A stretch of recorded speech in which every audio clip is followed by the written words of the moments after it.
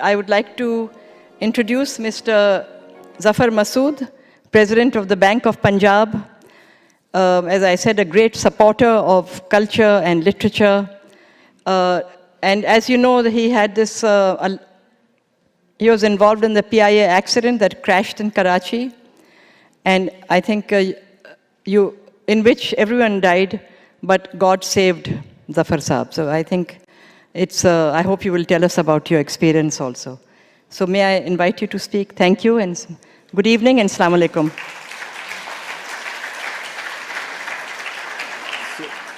Ladies and gentlemen, 3 years ago, I survived a plane crash that left 98 people dead.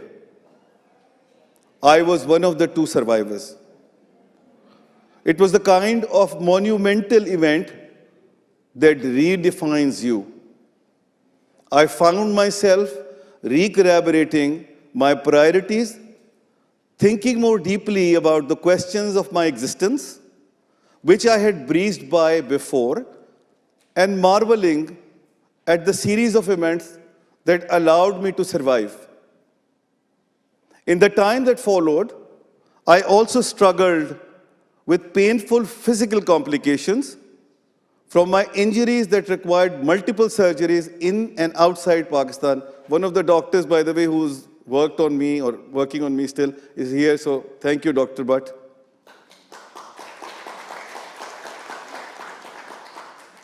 I found this process of coming to terms with my mortality and my newfound physical limitations to be both isolating and incredibly humbling in equal measure. I was at once alone in my predicament in going through a devastatingly traumatic event that very few people could claim to have experienced and survived, and also, paradoxically, bowled over by the outpouring of love and support I received from family and friends, and above all, the people that I had hardly known. Surviving a plane crash does that to you. It introduces you to bizarre thoughts that you would have never thought would exist simultaneously in your brain. You feel horrified and devastated by the tragedy that surrounds you, but you also feel relieved at your survival. And despite that relief, you question why you survived. And when that survivor's guilt gains so much as a toehold in your mind, you find yourself wrecked by it. You recognize that what happened is senseless, and you still look for meaning in the debris left behind. It is a constant, unrelenting struggle, finding and coming to terms with grief and joy, pain and relief, depression, and a renewed will to live all at once. Like most people who have not experienced a distressing event, I had never given much thought to how these complicated emotions could chase one another in a survivor's mind with such blinding swiftness. I was fortunately oblivious to this kind of struggle. I had been employed in senior positions by multinational banks across Pakistan and abroad. At the time my flight went down, I was the president and CEO of the Bank of Punjab, a position which I still hold today. And even though I had grown up in a family tied to arts and literature, the foremost struggles in my life were corporate in nature and not philosophical. So when I confronted these baffling, discomforting, eccentric thoughts, I did the only thing I could think of. I write a book about it. And when I was writing it, I found myself exploring everything from the mechanics of the crash to my feelings during recovery and the evolution of life, learnings post the crash even today. The book is both a labor of love and a means of purification and emotional release for me. And I have come out the other side with a stronger, clear sense of who I am and what my renewed lease on life means to me. The crash itself was a complicated mess.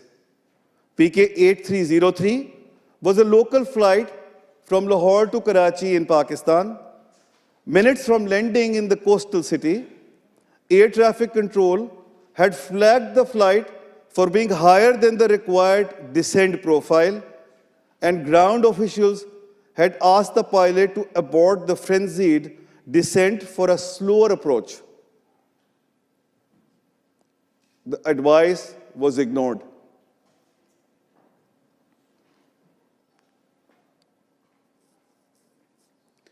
The Airbus grazed the runway on its belly with its landing gear retracted.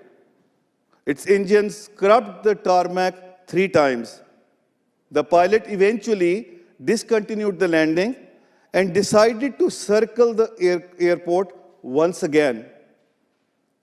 But the engines had taken a battering from their brush with the ground and they stopped working in midair.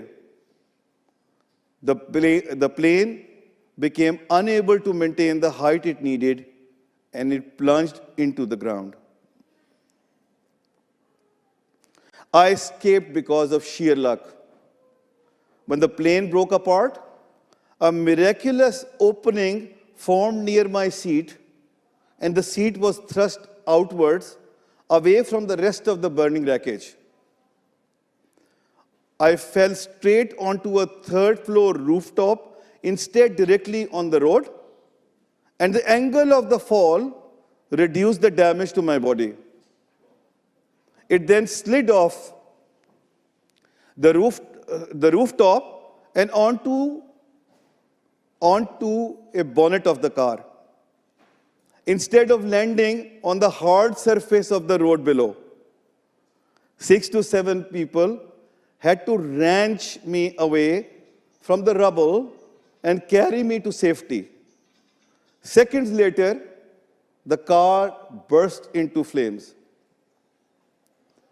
I do talk about the details of this acutely distressing experience in my book, and the way that disorderly politics and economics combined to create the roiling mess that sank domestic infrastructure ecosystem, including the airlines in Pakistan.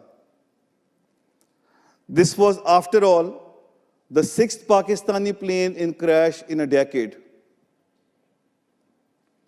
But mostly, I use this book to reflect on life since the crash.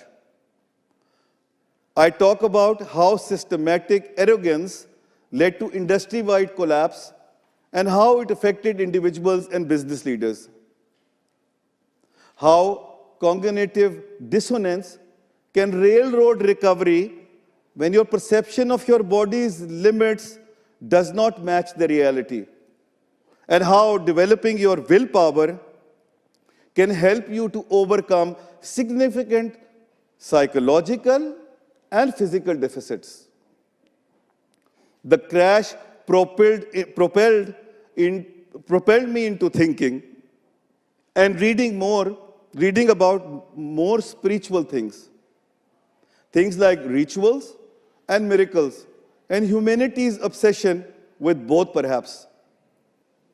For one, our understanding of miracles has been shaped by centuries of cultural and religious conditioning.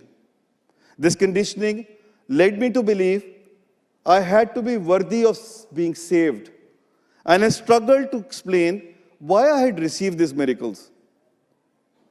The more emotionally intelligent amongst us today know that trying to become worthy of a miracle is futile.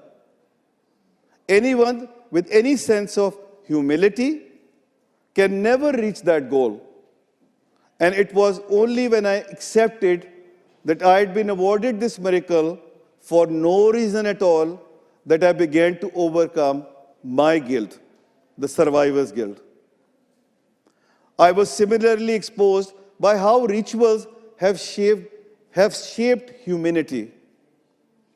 Senior ground control officers in Karachi had abandoned their posts to offer prayers when my plane was about to crash. What led men to such lengths to follow rigid prescriptions of a religion that was meant to be compassionate and peaceful is beyond me. In looking at this, I delved deep into the history of ritual behavior from hoarding during the Metal Ages to current Muslim practices. I considered both the rigidity and sacrifice that some prescribed rituals entail and the scientifically backed benefits of ritualistic behaviors, such as its positive and calming effects for athletes or fishermen sailing in storm-ridden seas. I hope that these reflections can show reader that while rituals can offer great comfort, many have become divisive, political, and perhaps distracting.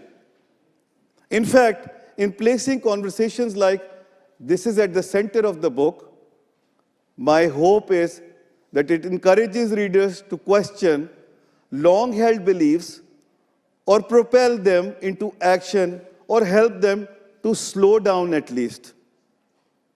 I hesitate to call this a self-help book. For me, it is more than a prescription of things to do or to avoid. It is merely my attempt to explain the unexplainable, to formulate ideas about the world that are couched in both historical and political context. But these ideas are fueled by the urgency of someone who has faced a near-death experience, which often brings things into shape, relief for people. It was certainly done so for me, and I hope and wish that it can do the same for people who read my story. Thank you very much. God bless you all.